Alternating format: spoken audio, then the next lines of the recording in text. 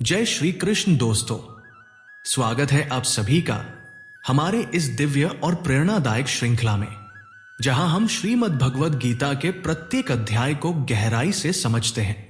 जीवन के हर मोड़ पर दिशा देने वाली श्री कृष्ण की अमर वाणी को महसूस करते हैं।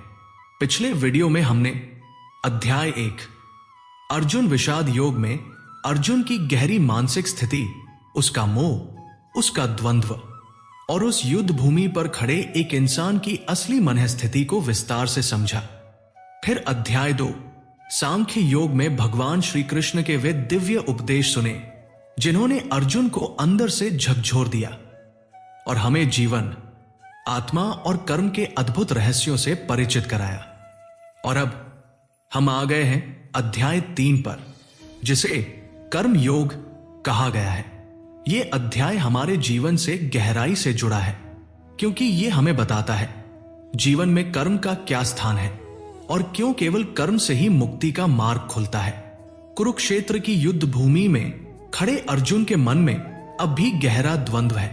वह भगवान श्री कृष्ण से प्रश्न करता है, हे केशव, यदि आपको ज्ञान कर्म से श्रेष्ठ लगता है तो फिर आप मुझे इस भयंकर युद्ध में कर्म करने के लिए क्यों प्रेरित कर रहे हैं?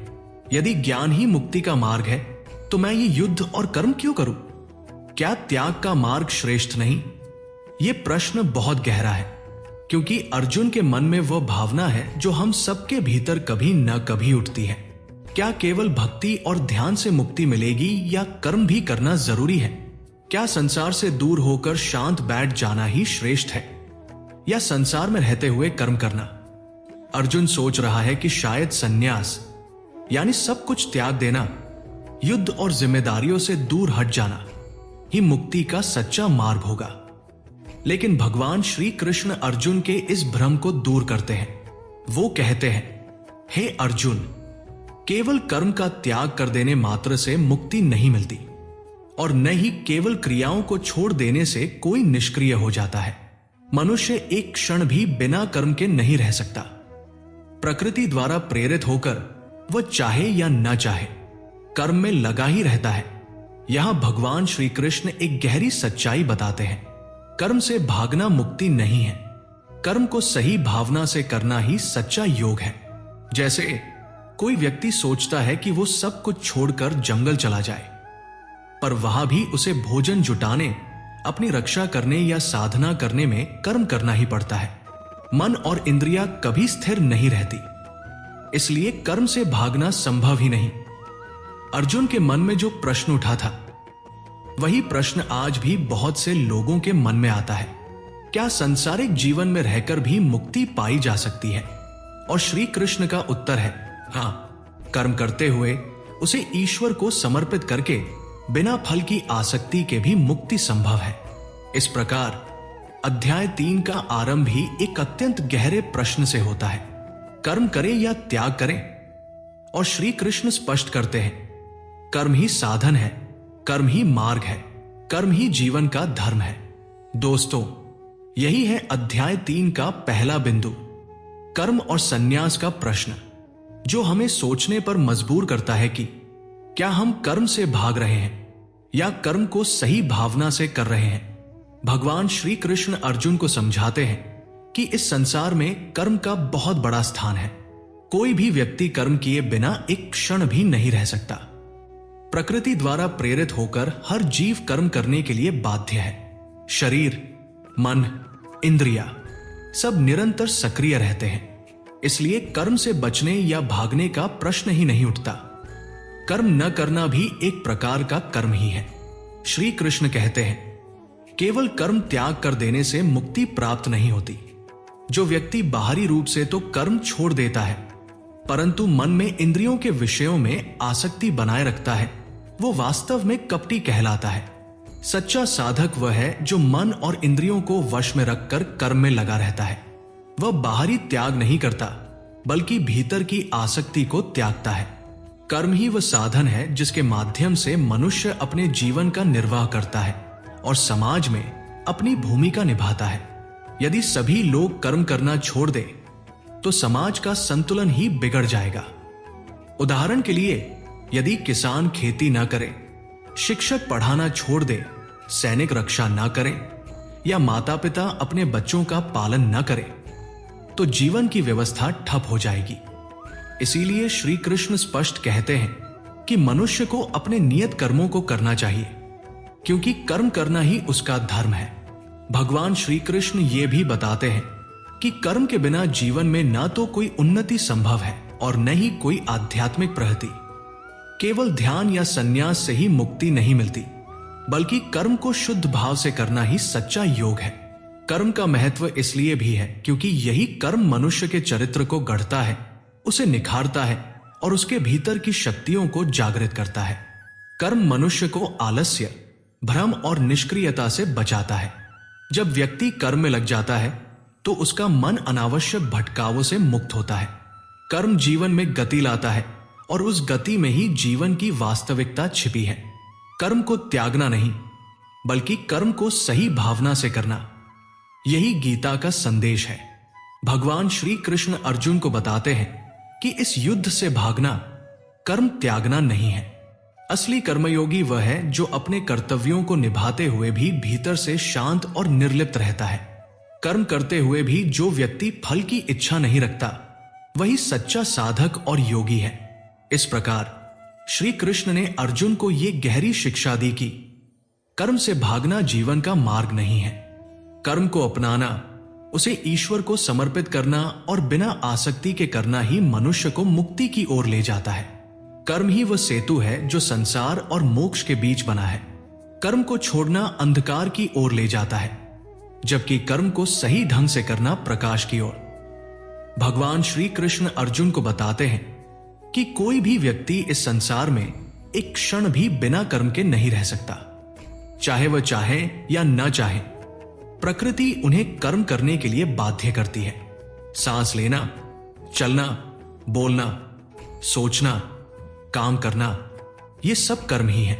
शरीर और मन जब तक जीवित है तब तक कर्म होना स्वाभाविक है। इसलिए कर्म से भागना व्यावहारिक रूप से भी संभव नहीं है।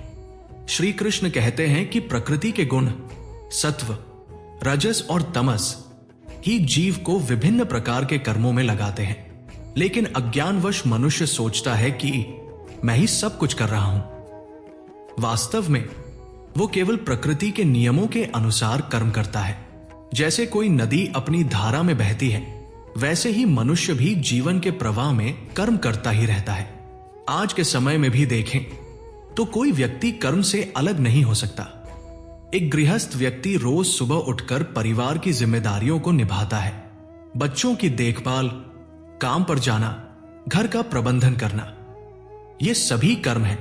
एक विद्यार्थी पढ़ाई करता है, एक डॉक्टर मरीजों का इलाज करता है, किसान खेतों में मेहनत करता है, दुकानदार व्यापार करता है। ये सब आवश्यक कर्म है। अगर इनमें से कोई भी अपना कर्म छोड़ दे तो समाज की व्यवस्था रुक जाएगी। कभी कभी लोग सोचते हैं कि सब कुछ छोड़कर ध्यान में बैठ जाना ही सर्वोत्तम मार्ग है, लेकिन श्री कृष्ण का संदेश स्पष्ट है। ध्यान और साधना के साथ साथ कर्म भी अनिवार्य है। बिना कर्म के जीवन चल ही नहीं सकता। यहां तक कि जो व्यक्ति साधु या सन्यासी बन जाता है, उसे भी भोजन जुटाने, शरीर की देखभाल करने या साधना करने में कर्म करना ही पड़ता है। इसका गहरा संदेश यह है कि कर्म से भागना कमजोरी है। कर्म को समझकर, उसे स्वीकार कर, सही भावना से करना ही सच्चा जीवन है। जीवन में हर व्यक्ति को अपने नियत कर्म करने होते हैं, चाहे वह गृहस्थ हो, विद्यार्थी हो, कर्मयोगी हो या साधक। श्री कृष्ण ये शिक्षा अर्जुन को युद्ध भूमि में देते हैं। लेकिन यह केवल युद्ध की बात नहीं है, यह हर इंसान के लिए है। चाहे वह परिवार में जिम्मेदारियों को निभा रहा हो या समाज में कोई भूमिका, अपने आवश्यक कर्म को करना ही जीवन का धर्म है। मान लीजिए कोई व्यक्ति ये सोचकर काम करना बंद कर दे कि मुझे अब सांसारिक कर्मों में नहीं पड़ना, मैं केवल पूजा पाठ करूंगा, तो प्रश्न उठता है, क्या वो बिना भोजन के रह पाएगा? क्या उसके परिवार का पालन अपने आप हो जाएगा? क्या समाज उसके बिना संतुलित रहेगा? नहीं। इसलिए गीता कहती है, आवश्यक कर्म से कोई भी मुक्त नहीं है। इसलिए उनसे भागना नहीं, बल्कि उन्हें समझदारी से निभाना ही श्रेष्ठ है। जीवन में जो भी जिम्मेदारियां हमें मिली हैं, वे सिर्फ बोझ नहीं बल्कि हमारे विकास का माध्यम है। आवश्यक कर्म ही वो मंच है जहां हम अपनी आत्मा को निखार सकते हैं। यदि हम इन कर्मों को ईमानदारी, निष्ठा और समर्पण से करते हैं तो यही कर्म हमारे लिए मुक्ति का मार्ग बन जाते हैं। भगवान श्री कृष्ण अर्जुन को समझाते हैं कि कर्म का वास्तविक मूल्य उसके फल में नहीं बल्कि उसके निष्काम स्वरूप में है। निष्काम कर्म का अर्थ है कर्म करना लेकिन उसके परिणाम की लालसा न रखना, फल की आशा छोड़ देना। यह सिद्धांत जीवन में अत्यंत महत्वपूर्ण है, क्योंकि जब हम किसी भी कार्य को केवल उसके परिणाम के लिए करते हैं तो मन और भावनाएं उस परिणाम के पीछे बंध जाती है और व्यक्ति तनाव, चिंता और निराशा में फंस जाता है। निष्काम कर्म का पालन करने वाला व्यक्ति वही है जो अपने कर्तव्य का पालन करता है, चाहे परिणाम कुछ भी हो। भगवान श्री कृष्ण बताते हैं कि यही मार्ग वास्तव में व्यक्ति को मानसिक शांति, स्थिरता और आध्यात्मिक उन्नति की ओर ले जाता है। आम जीवन में इसका अर्थ यह है कि हम अपने दैनिक कार्यों को केवल परिणाम की चिंता किए बिना करें। उदाहरण के लिए, एक शिक्षक को केवल यह नहीं सोचना चाहिए कि उसके प्रयास से छात्र कितने नंबर लेंगे या कितनी सफलता पाएंगे। उसका कर्तव्य है शिक्षा देना, समझाना और मार्गदर्शन करना। उसी प्रकार एक किसान खेत में मेहनत करता है, बारिश या उपज की चिंता किए बिना अपनी जिम्मेदारी निभाता है। एक कर्मचारी अपने कार्यालय के कार्य ईमानदारी और मेहनत से करता है, चाहे उसका प्रमोशन या पुरस्कार कब मिले। इसी प्रकार माता पिता बच्चों का पालन पोषण करते हैं, उनके अच्छे भविष्य की चिंता रखते हैं, लेकिन हर समय अपने प्रेम और समर्पण में निष्काम रहते हैं। निष्काम कर्म का अभ्यास हमें यह सिखाता है कि कर्म ही जीवन का मूल आधार है और उसका फल केवल ईश्वर के हाथ में है। जब हम कर्म करते हैं और उसके परिणाम की चिंता छोड़ देते हैं, तब हमारा मन स्थिर, संतुलित और प्रसन्न रहता है। यह व्यक्ति को मानसिक शांति देता है और उसे बाहरी परिस्थितियों या असफलताओं से प्रभावित नहीं होने देता। श्री कृष्ण कहते हैं कि निष्काम कर्म के द्वारा ही मनुष्य मोक्ष और स्वतंत्रता की ओर बढ़ता है। वो व्यक्ति जो कर्म करता है लेकिन उसके पीछे की लालसा और आसक्ति नहीं रखता, वही सच्चा कर्मयोगी है। आम जीवन में भी हम इसे अपनाकर अपनी भावनाओं और चिंताओं को नियंत्रित कर सकते हैं। परिवार, काम या समाज में हमारे द्वारा किए गए हर कर्म को निष्काम भाव से करना न केवल हमें संतुलित बनाता है बल्कि समाज में भी सकारात्मक ऊर्जा फैलाता है। यही कारण है कि गीता में निष्काम कर्म को इतना महत्व दिया गया है। यह व्यक्ति को आलस्य, मोह और भय से मुक्त करता है और उसे अपने कर्मों में पूर्णता का अनुभव करने में सक्षम बनाता है। निष्काम कर्म की यही महिमा है कि यह हमें केवल भौतिक परिणामों के लिए नहीं बल्कि अपने कर्तव्य और धर्म के प्रति समर्पण की भावना के लिए कर्म करने की सीख देता है। जब हम अपने जीवन को इसी दृष्टि से जीते हैं तो हर दिन का प्रत्येक कार्य हमें आंतरिक शक्ति, संतुलन और स्थिरता प्रदान करता है। निष्काम कर्म ही जीवन का मार्गदर्शन करता है और व्यक्ति को मानसिक, भावनात्मक और आध्यात्मिक रूप से ऊंचा उठाता है। भगवान श्री कृष्ण अर्जुन को समझाते हैं कि प्रत्येक कर्म को केवल अपने लाभ या स्वार्थ के लिए नहीं करना चाहिए बल्कि उसे यज्ञ की भावना से करना चाहिए। यज्ञ का अर्थ केवल अग्नि में आहुति देने तक सीमित नहीं है, बल्कि इसका अर्थ है कर्म को ईश्वर, समाज और दूसरों के कल्याण के लिए समर्पित करना। जब हम अपने कर्मों को इसी दृष्टि से करते हैं तो हमारा मन आसक्ति और लालच से मुक्त हो जाता है और हम कर्म करने में सहज और संतुष्ट रहते हैं। आम जीवन में इसका महत्व बहुत बड़ा है। एक शिक्षक केवल अपने प्रमोशन या तारीफ के लिए पढ़ाई नहीं करता बल्कि वह अपने छात्रों के भविष्य और उनके विकास के लिए पढ़ाता है। एक डॉक्टर केवल पैसे कमाने के लिए मरीजों का इलाज नहीं करता बल्कि वह उनके स्वास्थ्य और भलाई की भावना से काम करता है।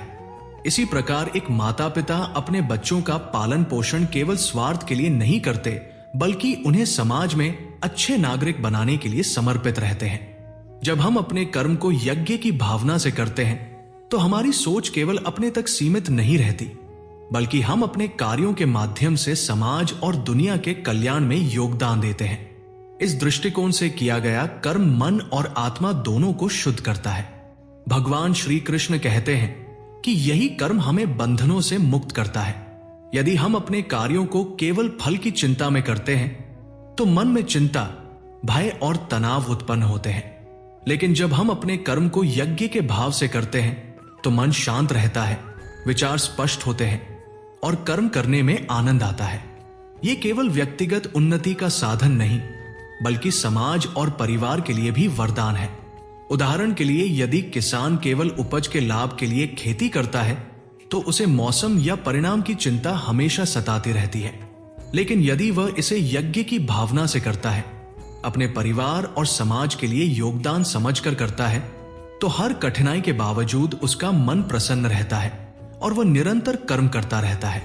इसी प्रकार हमारे रोजमर्रा के कार्यों में यह दृष्टिकोण अपनाना हमारे जीवन को स्थिरता, संतुलन और आध्यात्मिक उन्नति प्रदान करता है। यज्ञ की भावना से किया गया प्रत्येक कर्म हमारे मन को स्थिर करता है, हमें चिंता और भय से मुक्त करता है और हमें एक आदर्श जीवन जीने की प्रेरणा देता है। श्री कृष्ण ये भी कहते हैं कि यज्ञ के भाव से किया गया कर्म न केवल हमारे लिए बल्कि दूसरों के लिए भी कल्याणकारी होता है। यह दृष्टिकोण हमें जीवन में संतुलन, स्थिरता और आंतरिक शांति प्रदान करता है और यही कर्मयोग का सार है। भगवान श्री कृष्ण अर्जुन को समझाते हैं कि केवल अपने लिए कर्म करना पर्याप्त नहीं है। जो व्यक्ति अपने कर्मों को केवल अपने लाभ और सुख के लिए करता है वो अस्थिरता और आत्म केंद्रितता में फंस जाता है। वास्तविक योग और सच्चा धर्म वही है जो अपने कर्मों को समाज और दूसरों के कल्याण के लिए समर्पित करता है। इसे गीता में लोक संग्रह की भावना कहा गया है। इसका अर्थ है कि व्यक्ति अपने कर्मों के माध्यम से न केवल अपने लिए बल्कि समाज के लिए भी योगदान दे। आम जीवन में इसका महत्व बहुत स्पष्ट है। एक शिक्षक केवल अपने ज्ञान को बढ़ाने या नौकरी में उन्नति पाने के लिए नहीं पढ़ाता बल्कि अपने छात्रों के भविष्य और उनके विकास के लिए पढ़ाता है। एक चिकित्सक केवल आय या प्रतिष्ठा के लिए इलाज नहीं करता बल्कि मरीज की भलाई और स्वास्थ्य के लिए सेवा करता है। एक नेता केवल सत्ता पाने के लिए निर्णय नहीं लेता बल्कि समाज के कल्याण और लोगों की भलाई के लिए काम करता है।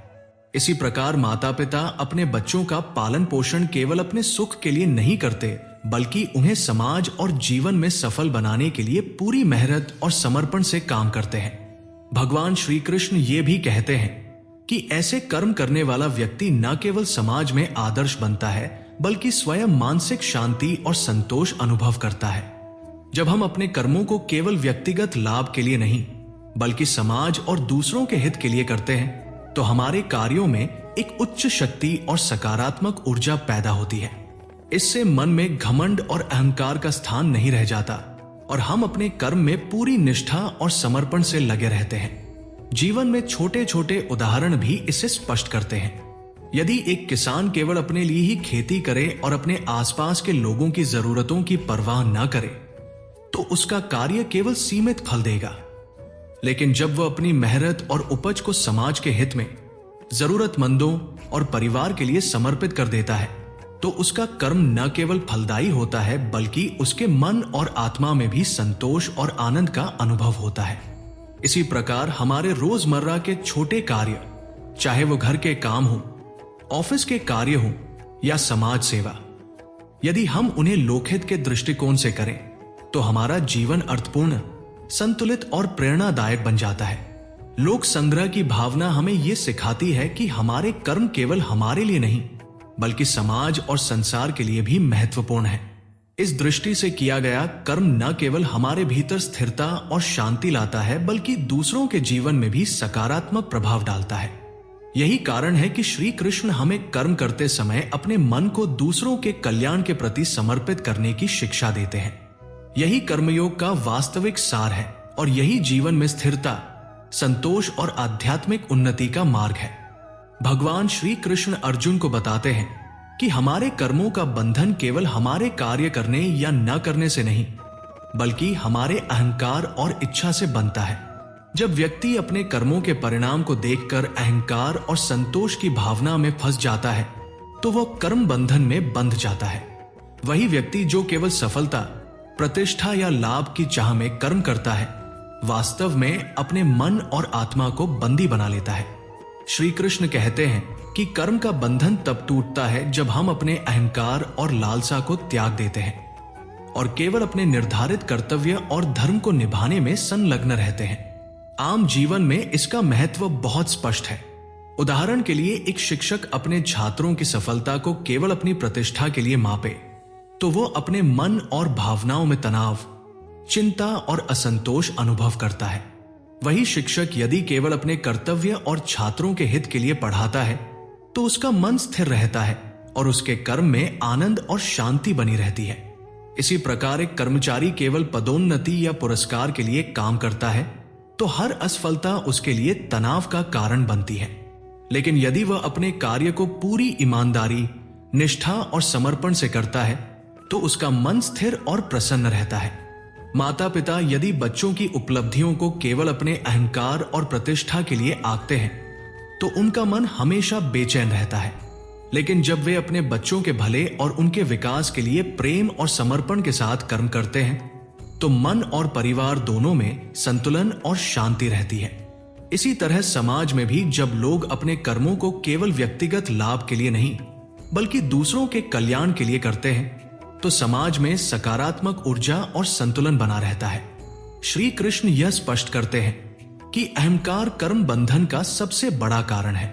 जब हम अपने मन में यह भावना छोड़ देते हैं कि मैं ही सब कुछ कर रहा हूं या मेरा फल मुझे मिलेगा तो कर्म का बंधन टूट जाता है और हम निष्काम भाव से कर्म करने लगते हैं।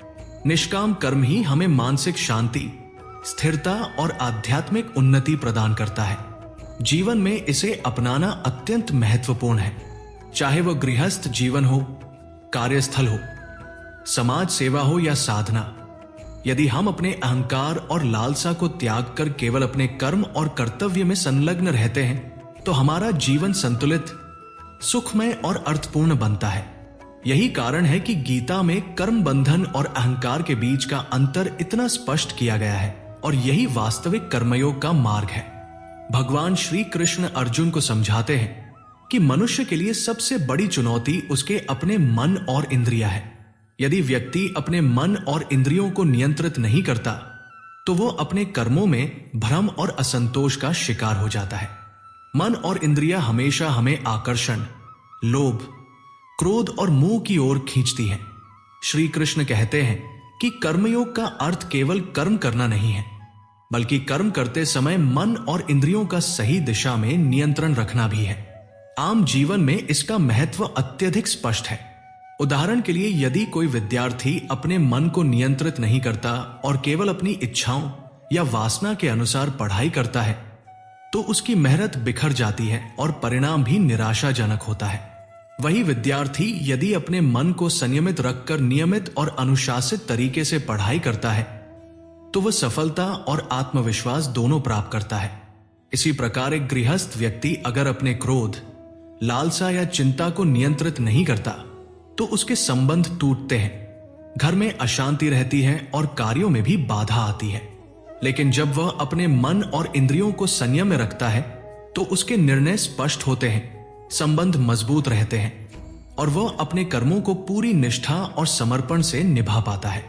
एक व्यापारी या कर्मचारी अगर अपनी लालसा, अहंकार या घमंड में फंसा रहता है तो वह अपने कार्य में संतुलन नहीं बनाए रख पाता और उसे असफलता या मानसिक तनाव का सामना करना पड़ता है। लेकिन जब वह अपने मन और इंद्रियों को नियंत्रित करके कर्म करता है तो उसकी मेहनत फलदायी होती है और वह मानसिक शांति अनुभव करता है। भगवान श्री कृष्ण ये स्पष्ट करते हैं कि मन और इंद्रियों का नियंत्रण ही व्यक्ति को निष्काम कर्म और योग की ओर ले जाता है। यदि हम अपने मन और इंद्रियों को संयमित कर लें तो हमारा जीवन स्थिर, सुखमय और उद्देश्यपूर्ण बन जाता है। यह केवल व्यक्तिगत उन्नति का मार्ग नहीं है बल्कि समाज और परिवार के लिए भी लाभकारी है।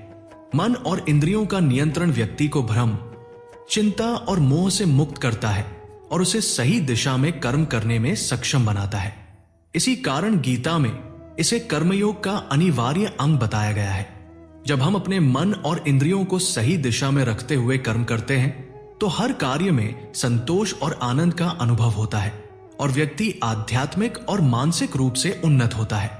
जीवन में इसे अपनाने से हम न केवल अपने व्यक्तिगत जीवन को सफल बना सकते हैं, बल्कि समाज और परिवार के लिए भी प्रेरणा बनते हैं। भगवान श्री कृष्ण अर्जुन को समझाते हैं कि ज्ञान और कर्म का संतुलन जीवन में अत्यंत आवश्यक है। केवल ज्ञान प्राप्त करना पर्याप्त नहीं है और केवल कर्म करना भी बिना समझ के अधूरा है। ज्ञान हमें यह समझाता है कि हमारा उद्देश्य क्या है, हम क्यों कर्म कर रहे हैं और हमारे कर्मों का वास्तविक महत्व क्या है। लेकिन यदि ज्ञान के साथ कर्म नहीं किया जाए तो जीवन में स्थिरता और प्रभाव नहीं आ पाता। इसी प्रकार यदि केवल कर्म किया जाए लेकिन ज्ञान का मार्गदर्शन न हो तो व्यक्ति अपने कार्यों में भ्रम, अनियंत्रित लालसा और असंतोष का शिकार हो जाता है। आम जीवन में इसका महत्व हर व्यक्ति के लिए स्पष्ट है। एक विद्यार्थी अगर केवल पढ़ाई करे लेकिन ये न जाने कि ज्ञान का उद्देश्य क्या है और क्यों वह सीख रहा है, तो उसकी मेहनत केवल परीक्षा उत्तीर्ण करने तक सीमित रह जाती है और उसे जीवन में असली समझ नहीं मिलती। वही विद्यार्थी यदि ज्ञान के साथ पढ़ाई करता है, सीखने के उद्देश्य को समझता है और अपने कर्म को उसके अनुरूप करता है, तो वह न केवल सफल होता है बल्कि अपने जीवन को अर्थपूर्ण और संतुलित बनाता है। इसी प्रकार एक कर्मचारी यदि केवल कार्य करता रहे लेकिन यह न समझे कि उसका कार्य समाज, परिवार या संगठन के लिए क्यों महत्वपूर्ण है, तो वह तनाव और निराशा का शिकार हो जाता है। लेकिन जब वह अपने कर्म को ज्ञान और समझ के साथ करता है तो उसका हर कार्य स्थिरता, संतोष और परिणाम देता है। माता पिता भी इसी सिद्धांत का पालन करते हैं। यदि वे केवल बच्चों की देखभाल करें लेकिन ये न समझें कि उनका उद्देश्य बच्चों को जीवन में सक्षम और अच्छे नागरिक बनाना है, तो उनका पालन पोषण अधूरा रह जाता है। लेकिन यदि वे अपने कर्तव्य को ज्ञान और समझ के साथ निभाए तो बच्चों का विकास संतुलित और स्थिर होता है। भगवान श्री कृष्ण ये स्पष्ट करते हैं कि ज्ञान और कर्म का सही संतुलन ही व्यक्ति को जीवन में स्थिरता, मानसिक शांति और आत्मिक उन्नति प्रदान करता है। यह संतुलन व्यक्ति को किसी भी परिस्थिति में भ्रम, चिंता या मोह से मुक्त रखता है और उसे अपने कर्मों में पूर्णता और आनंद का अनुभव कराता है। जब हम अपने कर्मों को ज्ञान के साथ संतुलित कर लेते हैं तो हमारा जीवन न केवल व्यक्तिगत रूप से सफल और सुखमय बनता है बल्कि समाज और परिवार के लिए भी प्रेरणा और मार्गदर्शन का स्रोत बनता है। यही गीता का संदेश है कि कर्म और ज्ञान दोनों का संतुलन जीवन में वास्तविक स्थिरता और आध्यात्मिक उन्नति का मार्ग है। भगवान श्री कृष्ण अर्जुन को समझाते हैं कि कर्म का अंतिम लक्ष्य केवल फल प्राप्त करना नहीं है, बल्कि अपने कर्म को ईश्वर में समर्पित करना है। जब हम अपने कर्मों को केवल अपने स्वार्थ, इच्छाओं या परिणाम की चिंता में करते हैं तो मन और आत्मा हमेशा अशांत रहती है।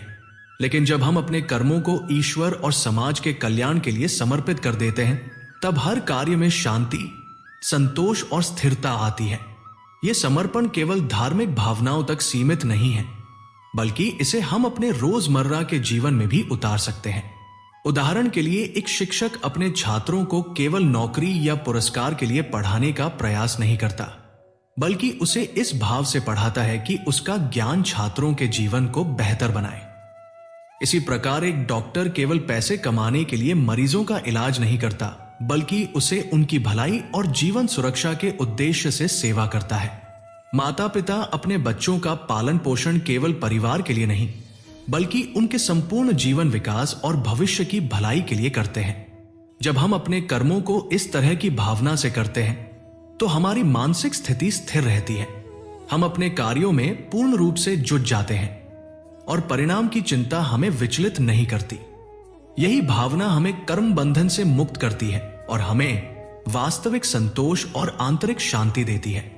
भगवान श्री कृष्ण ये भी स्पष्ट करते हैं कि समर्पण का अर्थ केवल कर्म करने की विधि में नहीं, बल्कि हमारे मन की स्थिति में भी है।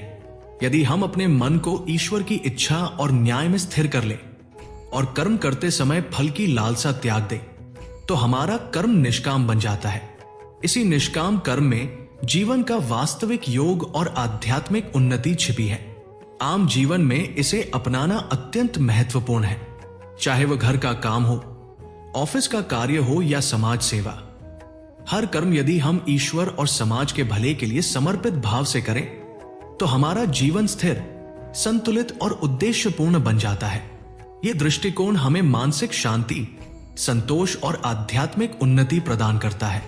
अध्याय 3 का संदेश यही है कि कर्म से भागना नहीं चाहिए, कर्म का त्याग नहीं करना चाहिए, बल्कि कर्म को सही भावना, ज्ञान, निष्कामता और ईश्वर में समर्पण के साथ करना चाहिए। जब हम इसे अपनाते हैं तो हमारे जीवन के प्रत्येक कार्य में आध्यात्मिक मूल्य, सामाजिक जिम्मेदारी और व्यक्तिगत संतोष सभी शामिल हो जाते हैं। यही वास्तविक कर्मयोग है। जब हम अपने कर्मों को ईश्वर में समर्पित भाव से करते हैं तो हम न केवल अपने जीवन को सफल और सुखमय बनाते हैं, बल्कि समाज और दुनिया के लिए भी प्रेरणा बनते हैं। यही कारण है कि अध्याय 3 हमें जीवन का वास्तविक मार्ग दिखाता है और हमें यह सिखाता है कि कर्म और समर्पण के सही मेल से ही जीवन में स्थिरता, शांति और वास्तविक खुशी आती है। दोस्तों, आज हमने भागवत गीता के अध्याय 3 को विस्तार से समझा और जाना कि कर्म ही जीवन की आत्मा है। निष्काम भाव से कर्म करना, मन और इंद्रियों को नियंत्रित करना, ज्ञान और कर्म का संतुलन बनाए रखना और अपने कर्मों को ईश्वर और समाज के कल्याण के लिए समर्पित करना ही जीवन का वास्तविक मार्ग है।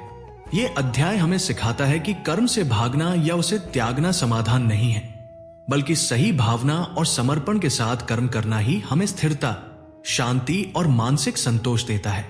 अगले वीडियो में हम अध्याय 4 को समझेंगे, जिसमें ज्ञान योग और भक्ति का महत्व, कर्म और ज्ञान का मिलन और जीवन में सही दिशा पाने के उपाय बताए जाएंगे। तो जुड़े रहिए हमारे चैनल के साथ। जय श्री कृष्ण।